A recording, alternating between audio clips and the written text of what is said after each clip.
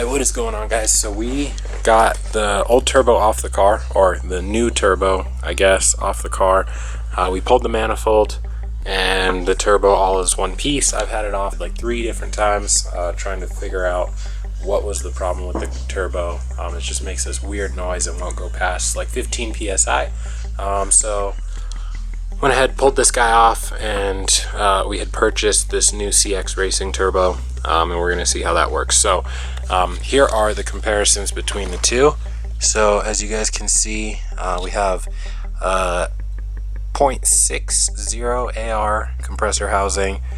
This one I think was a 0.50 according to eBay. This was like a T3, T4 turbo, but this thing is just really small.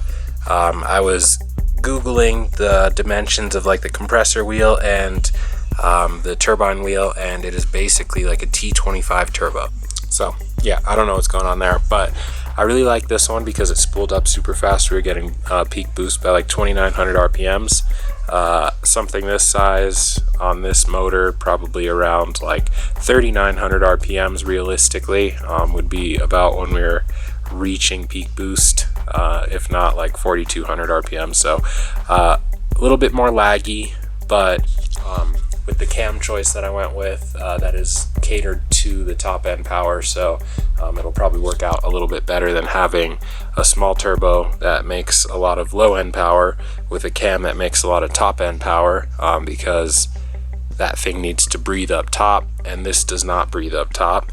Whereas having a cam with a lot of top end power would cater, it would go hand in hand with this, because this feeds into that top end power and can really breathe up top. So pretty excited to be getting this on. We also did buy a new exhaust manifold from SPA Turbo, and super decent quality. It is made in Brazil. They are a pretty good company, make a lot of stuff for different cars. So that is what this manifold is here. And now we just have a new one that's not all cracked and looks good. So we're going to start fresh. We're going to have fresh turbo. This one also is a single ball bearing on the compressor wheel. Not sure what that's going to do, but yeah, so far it seems pretty good. Could spin better, but there is a journal bearing in there holding it back, so once that gets lubed up, hopefully it spins pretty good. Yeah, so I'm gonna go ahead, get all this stuff put together, and then we'll throw it on the car. Alright guys, so after a decent amount of work, we got all of the stuff switched over, and we got this setup mirroring the old setup. So as you guys can see, we are all clocked the same, everything is the same. I noticed on this manifold it does not have like a ridge. This one has that ridge right there that is kind of restricting it to the wastegate, but yeah, shouldn't be an issue. Hopefully it fits the same as this one fit. This turbo is a little bit bigger, so it's going to be a little bit harder to get in there. Hopefully I can get it in there. I'm just realizing this one kind of barely fit through, so hopefully I can get this one in. If worst comes to worst, I think I can just take off the compressor housing and we should be good, and then I can put it back on in where the turbo sits in the car. So yeah, took a little bit to get everything all situated properly. This plate right here is to adapt it to a 2-bolt wastegate. My other wastegate broke, so I just went to a normal 38 mil 2-bolt wastegate, and yeah, we should be good. Just got to think about running the coolant lines. I have some 90s and some other fittings to make it kind of work, and yeah, we should be good with that. So I'm gonna go ahead and wrap it up here. It is the night before 4th of July. Everyone's lighting fireworks, if you guys hear that. But yeah, so we'll pick this up in the morning, and we should be all good.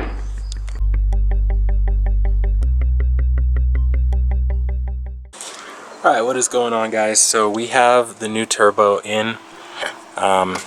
Went in pretty easy. I drilled out the holes in the manifold just to make it slide on a little bit easier, because the studs are a little bit bent. So they're just a tad bit bigger, so it made the turbo slide on a little bit easier.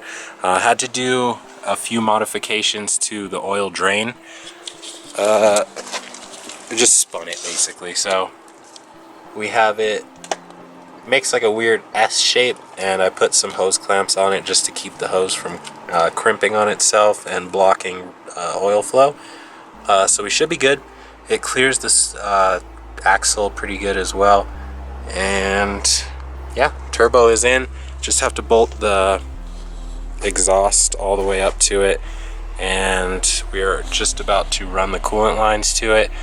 I was going to use this line out of the throttle body, and I looked online and they said don't do that, so you have to tie it into the actual like coolant loop.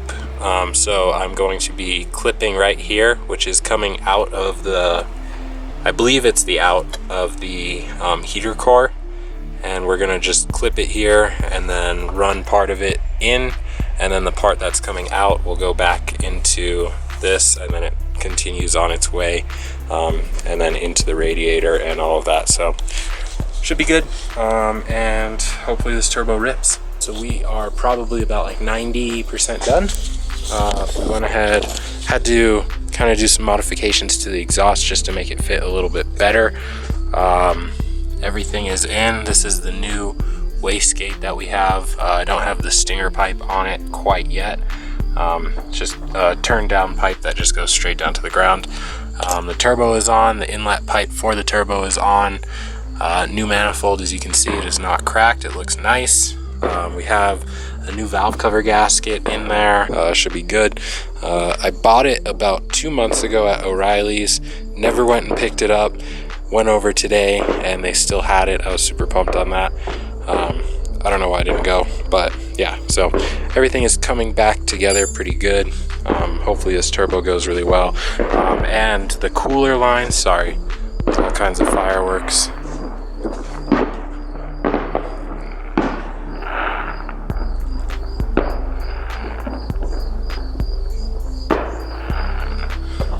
All right, so anyway, with the cooler for the turbo, we went ahead and teed in, or not even teed off, we just kind of put the turbo in between. So it's going to go to the turbo before it goes to its other location that it was supposed to go to. So hopefully we don't have anything overheat with this. If we do, we will go ahead and pull it, reroute it, and connect that line back together. But anyway, everything is going pretty good. This took a long time. I started yesterday, as you guys know. Got this old turbo set up off pretty quick. Thought the new one would go on equally as quick. It was a lot different just because the sizing of everything. Had to clock the center section and then clock the outlet of the compressor section and do all kinds of stuff, and then take stuff off because I forgot to put other stuff on. I had to redo the oil drain and reroute it a different direction.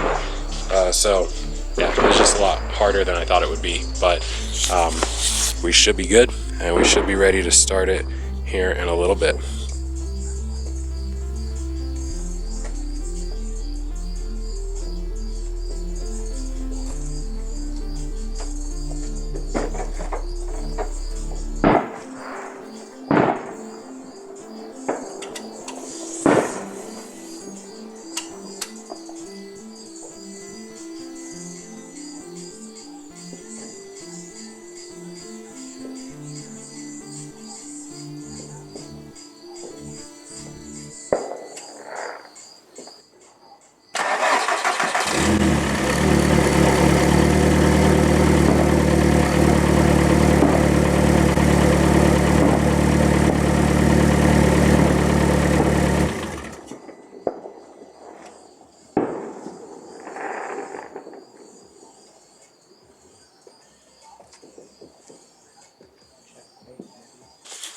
Alright, so it does start. We don't have the low idle like I thought. I think that might have something to do with the tune, the turbo tune, so sad, but we have a bigger turbo. We should be making a little bit more power than we were before we went with that small turbo. So back to the wheel spin, back to the fun times. It's definitely flying at one point. So yeah, let's get it back to that point and keep working on it. So I think that's going to be it for this video, and we will see you on the next one. Peace out, guys.